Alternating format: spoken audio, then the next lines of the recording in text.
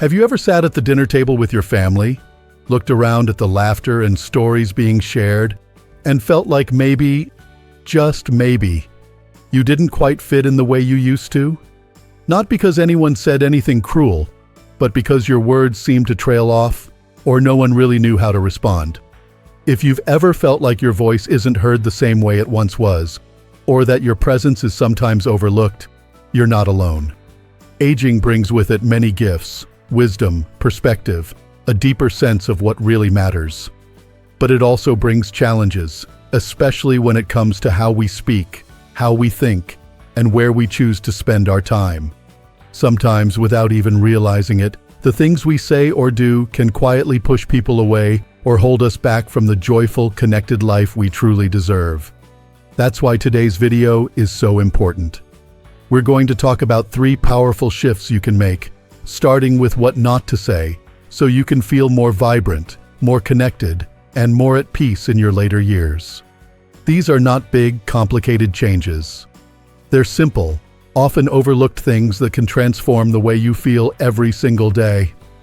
Let's start with this, the habit of constantly talking about our health.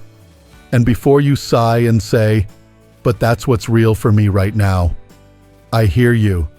I truly do. It's natural, especially as we age, to notice the aches and pains more than we did in our younger years.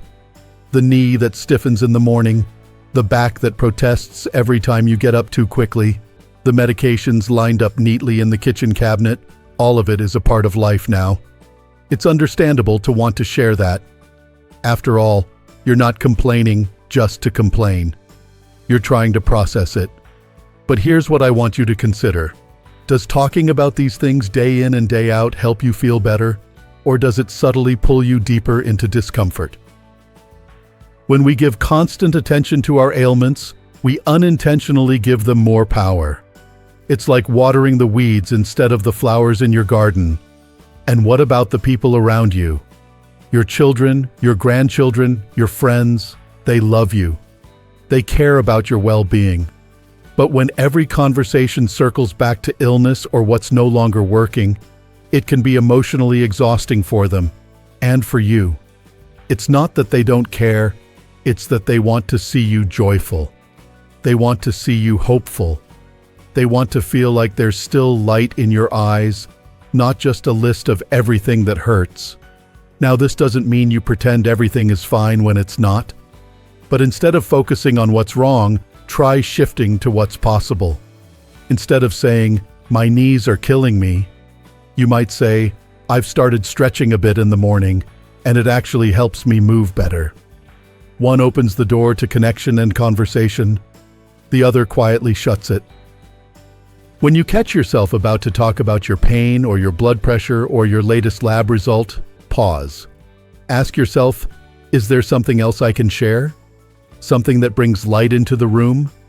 It could be a memory that made you laugh, something beautiful you saw on your walk, or even a funny moment from the past. These moments are just as real and much more nourishing to the soul.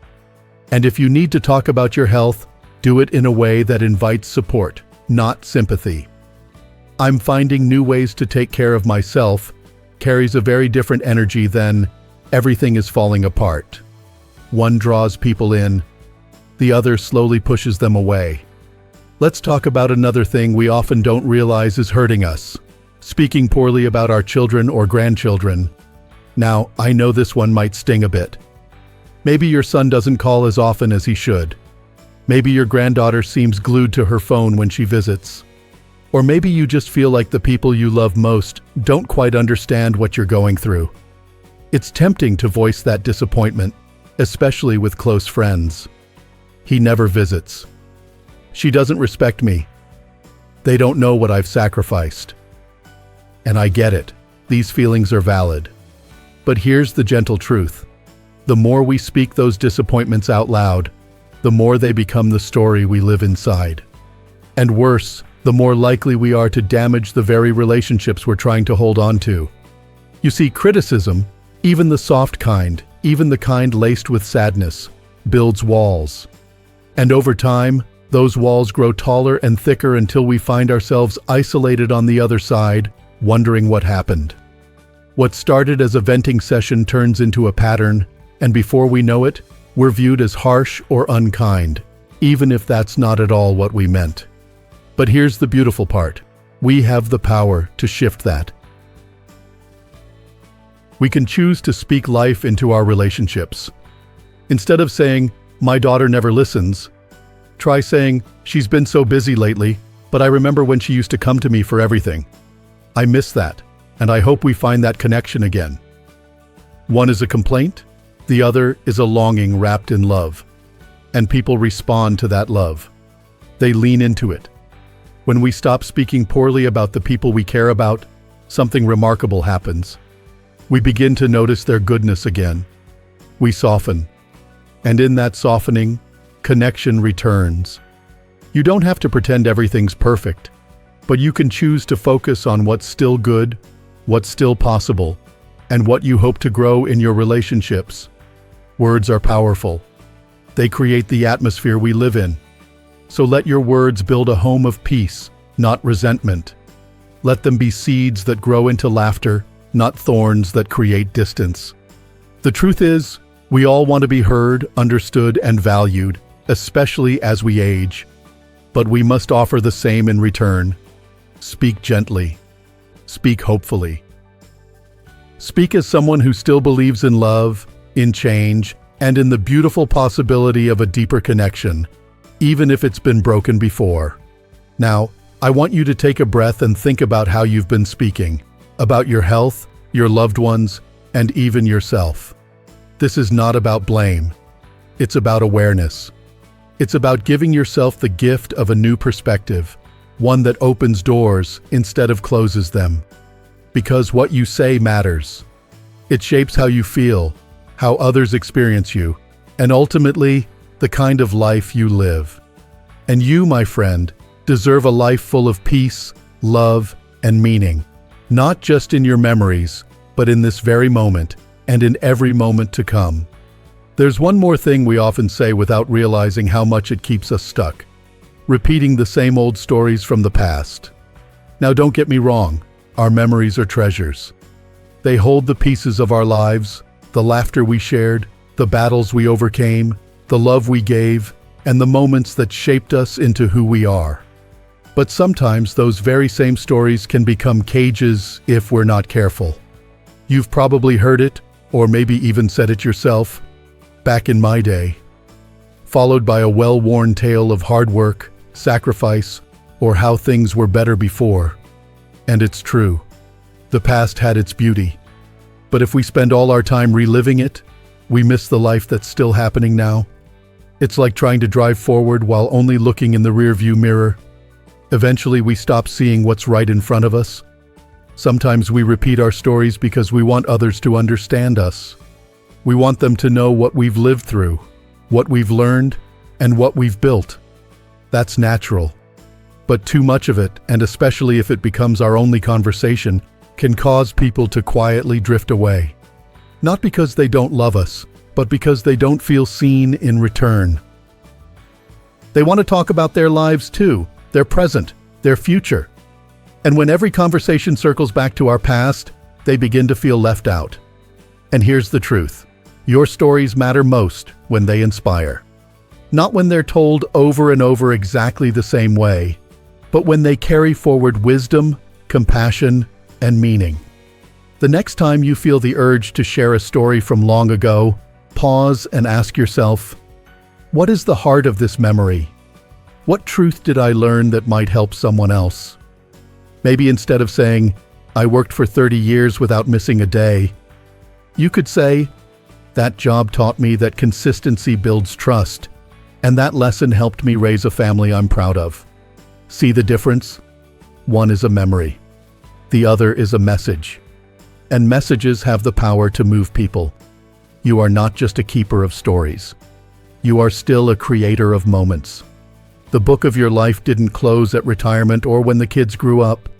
You are still writing it, one page at a time. And the world still wants to hear what's new.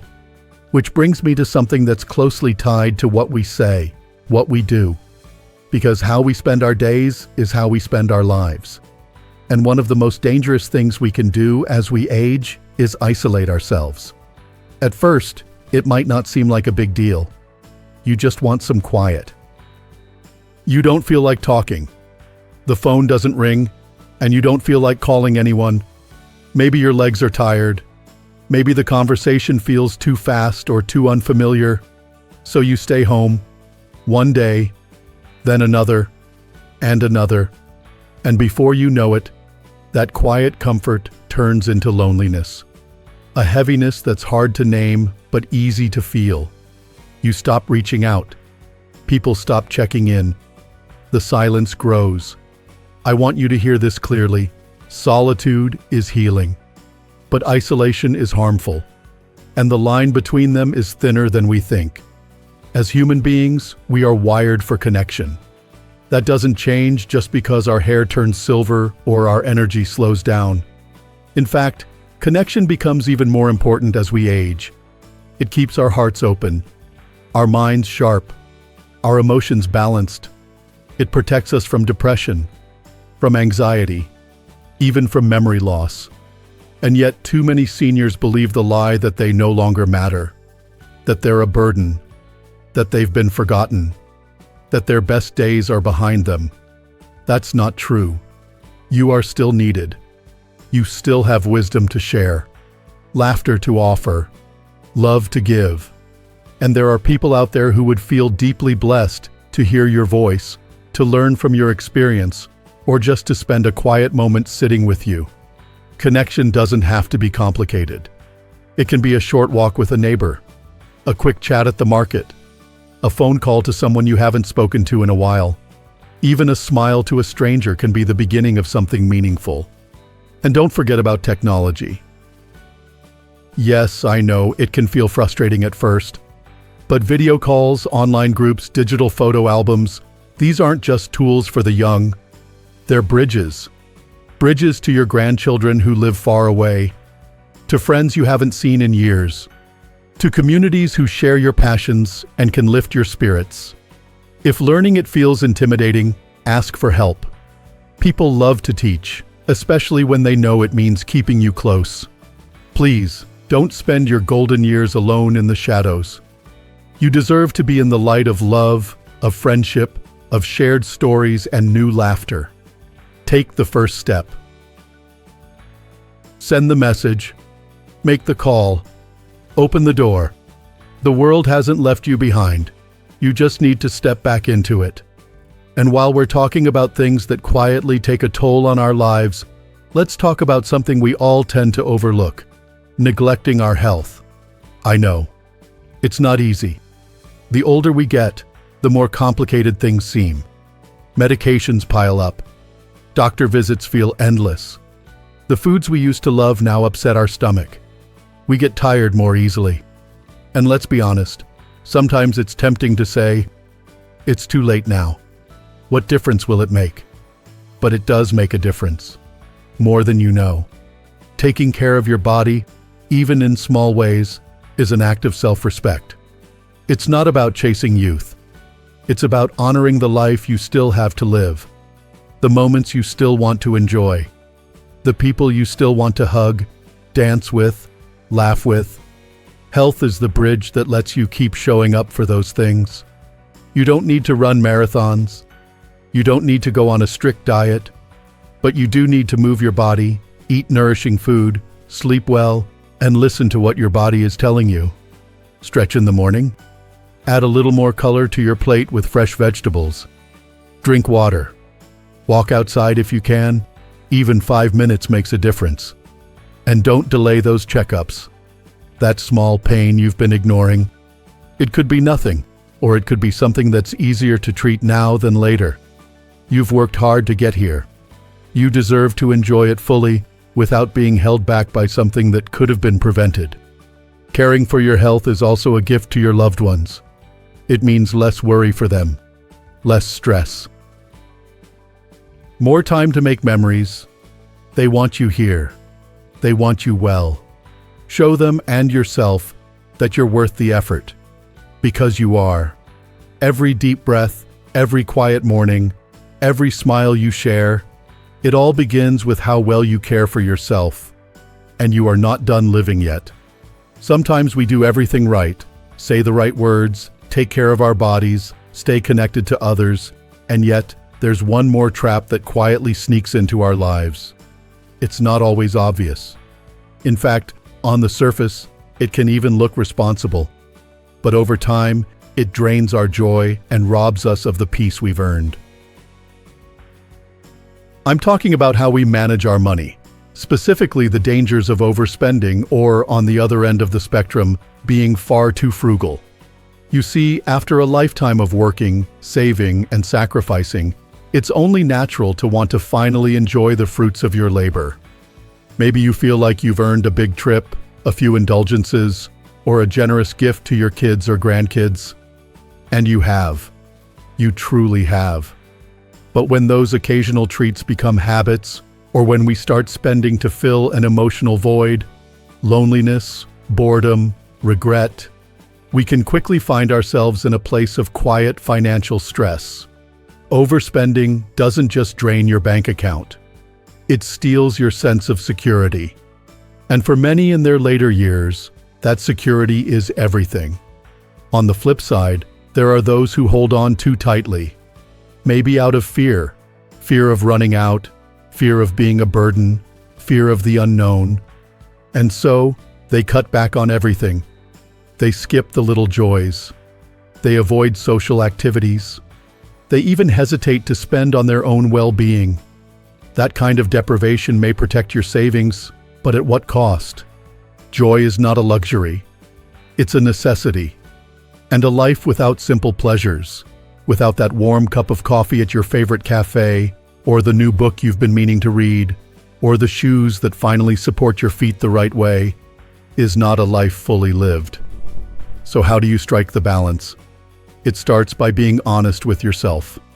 What truly brings value to your life? What lifts your spirit and makes you feel alive? Spend on those things. Invest in your health, your happiness, and your connection to others. Be mindful, but not miserly. Be generous, but not at your own expense. And remember, your presence, your stories, your wisdom, your love is far more valuable to your family than anything money can buy. Now, we've talked a lot about what not to say and what not to do. But there's one more layer to living your best life after 60 that we often overlook: where we choose to go. Because as much as words and actions shape our daily life, so does our environment. And the places we surround ourselves with either support our peace or disrupt it. One of the most important choices you can make now is to avoid places that are too loud, chaotic, or overwhelming. You've lived through the noise, the rushing, the constant activity of jobs, raising children, deadlines, and errands. Now is the time to seek out stillness, not just in your mind, but in your surroundings. Because let's be honest, our bodies and minds don't bounce back like they used to. A noisy restaurant that once felt fun now just feels draining. A packed market that once seemed exciting now becomes stressful. These environments may not harm the young, but they can slowly chip away at our well-being as we age. Loud, overstimulating spaces can raise your heart rate, elevate stress, and even contribute to poor sleep. And for many older adults, these things build up, leading to exhaustion, irritability, and even anxiety. You don't need to prove that you can keep up anymore. You've done your share of running. Now is the time to walk slowly through the park, to sip tea where the music is soft and the air is calm, to sit in places that nourish your soul instead of jarring your senses. And while we're on the subject of places to avoid, let's talk about environments that pose a direct risk to your health. As we grow older, our physical resilience changes. We're more sensitive to extreme temperatures, rough terrain, and even polluted air. That mountain cabin with the thin air might have sounded adventurous at 40, but now it could leave you breathless in more ways than one. The crowded summer festival might offer fun for the grandkids, but for you, it could mean heat stroke, fatigue, or a dangerous fall. And what if something goes wrong? A sudden dizzy spell, a fall, a spike in blood pressure. Being far from medical care can turn a small issue into a serious emergency. That's not a risk worth taking. Before you go anywhere, ask yourself, is this place safe for me? Is it gentle on my body? Is help nearby if I need it? You deserve to feel comfortable, not vulnerable. Which brings me to one last place to steer clear of. Anywhere that simply feels unsafe. Maybe it's a part of town with a higher crime rate. Maybe it's an unfamiliar area without proper lighting or security. Or maybe it's just a place where you feel out of place, where your gut quietly tells you, this doesn't feel right. Listen to that voice. You don't need to prove bravery by putting yourself in risky situations. Your safety is not negotiable. Protect it fiercely. Whether it's crossing a busy street or deciding whether to go to a late-night event, always ask, is this worth it? Your peace of mind, your physical safety, your sense of ease, these things are sacred. They are not selfish. They are essential. So choose your environments with care. Surround yourself with places that feel calm, welcoming, and safe. Nature is one of the greatest healers. Trees, water, sunlight, fresh air. Seek out green spaces, walking paths, small cafes, bookshops, or community centers that support your pace and your needs. And if you're not sure where those places are, ask someone. Explore a little. The world is full of beautiful corners that aren't loud or flashy, but are rich in comfort and connection. Now take a moment. Breathe deeply. Think about everything we've shared today, not as rules, but as gentle reminders. The way you speak, the way you act, the places you spend your time, each one is a thread in the fabric of your daily life. Together, they weave the quality of your days. And you, dear friend, are still the weaver. You still get to choose the pattern, the colors, the texture of the life you live. You don't need grand changes. You don't need to rewrite your story from scratch. You just need small shifts, a gentler tone, a few mindful choices, a willingness to step away from the noise and back into your own strength. You are not fading. You are not forgotten. You are in a chapter that holds just as much meaning, beauty, and potential as any that came before. So speak with kindness. Live with care. Choose your path with intention. And if something in this video spoke to you, I'd love to hear it. Share a moment or thought in the comments below. Let me know which part resonated with your heart. And if you'd like more videos like this, more reminders that your later years can be your greatest, go ahead and like this video, share it with someone you love, and subscribe to the channel. We're building a community of people who believe that life after 60 isn't about slowing down. It's about opening up. Here's to the days ahead, to peace, to purpose, to you. You are not done. Not even close. Let's keep going, together.